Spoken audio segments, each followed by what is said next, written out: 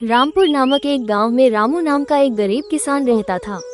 रामू मेहनती था, परंतु उसके पास बहुत थोड़ी सी जमीन थी।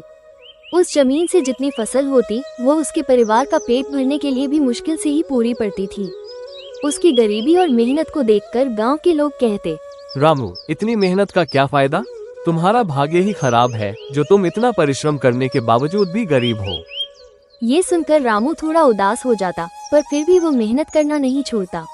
एक दिन गांव में एक साधु आए। गांव के लोग उनकी बातें बड़े ध्यान से सुनते थे और उन्हें बहुत मानते थे। रामू भी उनके पास गया और अपनी गरीबी और मेहनत की कहानी सुनाई। साधु ने उसे ध्यान से सुना और फिर कहा, तुम्हारी मेहनत जरूर रंग लाएगी बेटा, बस धैर्य रखो और अपनी मेहनत को बढ़ाते रहो। कभी कभी हमारी मेहनत के फल का समय आना थोड़ा देर से होता है, परंतु मेहनत का फल निश्चित रूप से मिलता है।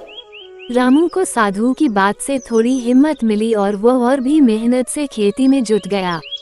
दिन रात मेहनत करता, खेतों में घंटों समय बिताता। समय बीतता गया, लेकिन रामू की स्थिति में कोई खास बदलाव नहीं आया।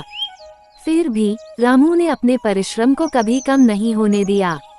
एक दिन जब रामू अपने खेत में हल चला रहा था, तभी अचानक हल किसी कठोर चीज से टकराया।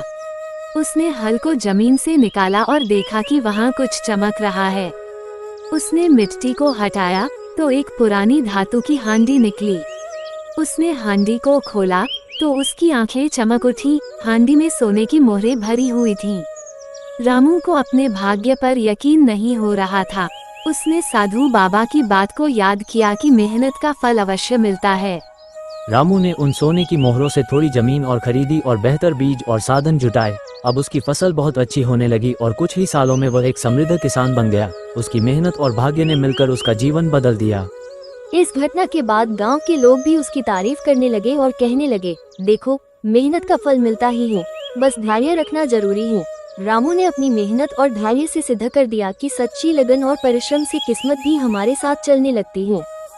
अगर आप सारे लोग इसी तरह का वीडियो देखना चाहते हैं तो मेरा चैनल को सब्सक्राइब और शेयर करना ना भूलें।